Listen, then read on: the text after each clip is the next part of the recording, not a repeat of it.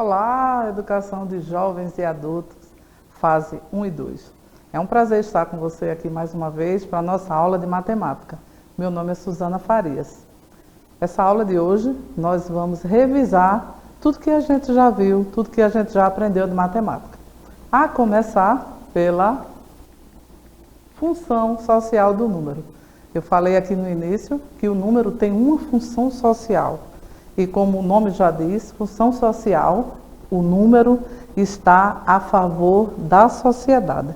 Não é? É uma criação da sociedade em favor dela própria. E aí a gente falou sobre essa função e a importância que ele tem no dia a dia e a importância de se estudar matemática. Logo em seguida, nós falamos sobre sistema de numeração decimal. Esse nome é Sistema de Numeração Decimal porque tem a nossa matemática como base 10. E aí a gente trabalhou sobre e falamos sobre milhar, dezena, centena, unidade. Né? E nesse posicionamento de centena, dezena, unidade, milhar, nós falamos também sobre o valor posicional do número. E vimos que de acordo com o local onde ele está, ele muda o seu valor. Nesse primeiro quadrinho aí amarelo, nós temos 0, 1 e 2.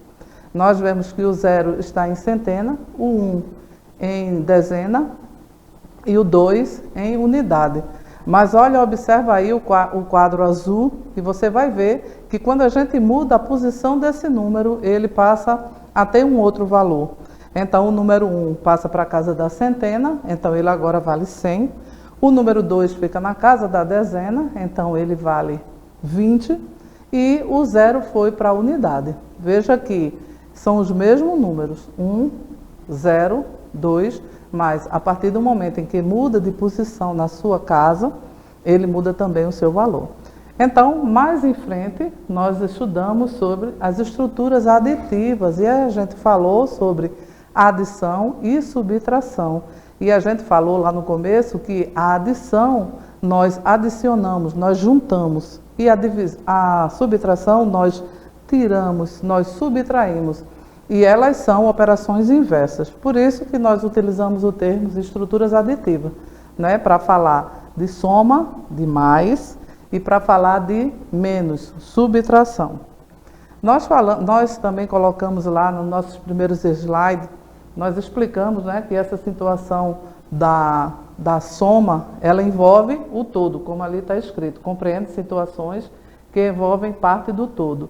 Juntar uma parte com a outra parte para obter um todo. Ou subtrair uma parte de um todo para obter a outra parte. Então, isso é adição e subtração.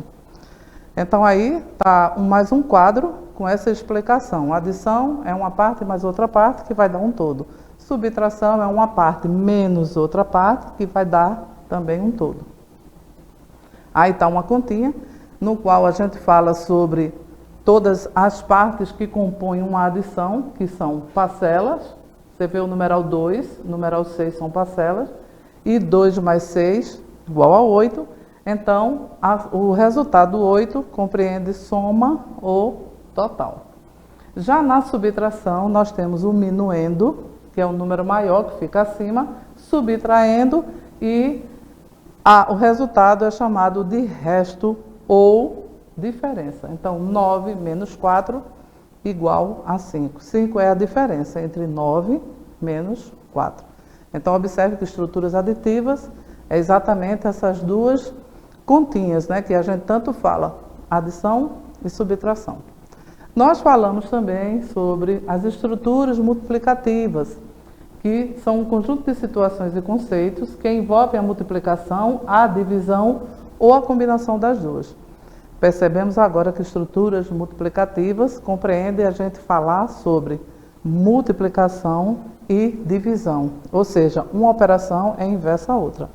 Mais na frente vocês vão compreender ou relembrar, né, como a gente estudou isso.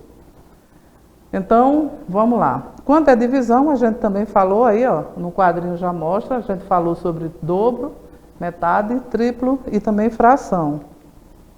Então, os dois sinais, né, o sinal da cruz de Santo André, que representa a multiplicação, e o tracinho com dois pontinhos, um em cima e outro embaixo, que equivale ao símbolo da divisão.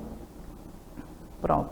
Então, na multiplicação, utilizamos o processo de somar sucessivamente um número. Observe aí, 2 mais 2 mais 2 mais 2 mais 2 é a mesma coisa que a gente fazer 5 vezes 2. Então, essa é a multiplicação. Na divisão, nós vamos informar em quantas partes aquele número pode ser dividido. Então, vamos colocar aí esses desenhos amarelos e a gente vê que temos 10 unidades e nós podemos separá-lo de 2 em 2. De 2 em 2, observe, duas partes. Deixa eu voltar mais um pouquinho. E nós dividimos agora 10 em duas partes. Nós encontramos agora 10 dividido por 2 igual a 5. Mais na frente nós explicamos melhor a multiplicação, compreendendo também o conceito de fração, que significa dividir uma parte em várias partes. E aí a gente tem o círculo azul, que ela está dividida ao meio, então é um meio, é uma metade. Né? E depois o círculo vermelho dividido em 4 partes, então 1/4. Sempre a gente, quando fala de divisão, também a gente se reporta logo à fração, porque divisão compreende dividir uma parte em várias partes, né? Um todo em várias partes. A fração, a mesma coisa. Lembra que tudo isso é revisão, né? Nós temos as aulas anteriores, a aula 1, a 2, a 3, né? Até a 16. Essa é a nossa aula 17. Mais na frente a gente estudou sobre polígonos, né? Que são figuras planas fechadas formadas por lados, que são segmentos de retas que não se cruzam em ponto nenhum. Então, vamos lá compreender.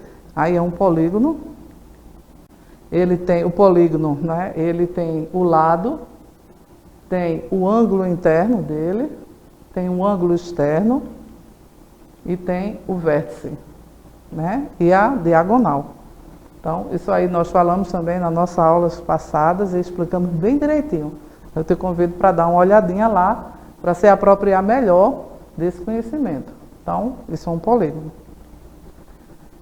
Nós fizemos também a correlação, né, entre as figuras planas e espaciais e os sólidos geométricos. Observe que as figuras planas estão em cima, são os desenhos das figuras que estão abaixo. Abaixo são os sólidos geométricos. Então, observe aí que tem um cubo, e o cubo compreende exatamente ali em cima a um quadrado, uma parte, né, um desenho. Falamos também sobre o grau de abertura dos ângulos, né?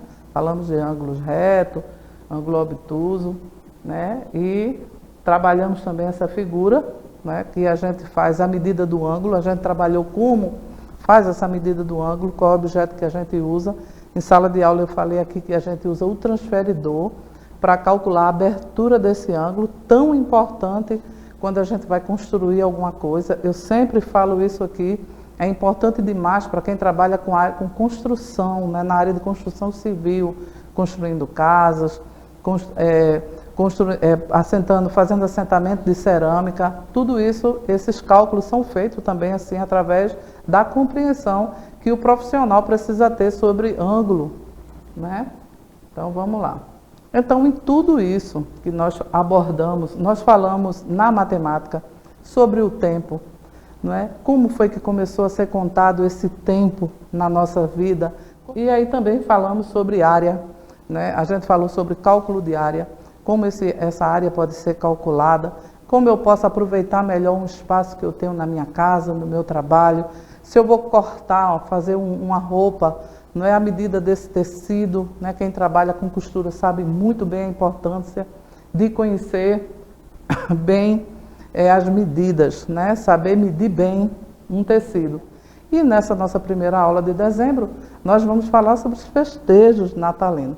E aí eu conto com você para que a gente possa construir juntos um pensamento matemático no qual a gente possa aproveitar ao máximo os nossos festejos juninos, nosso 13º, os gastos com as compras, o pagamento de dívidas. Nós vamos falar tudo sobre isso. Então, matemática sempre vai ajudar a melhorar nossas vidas.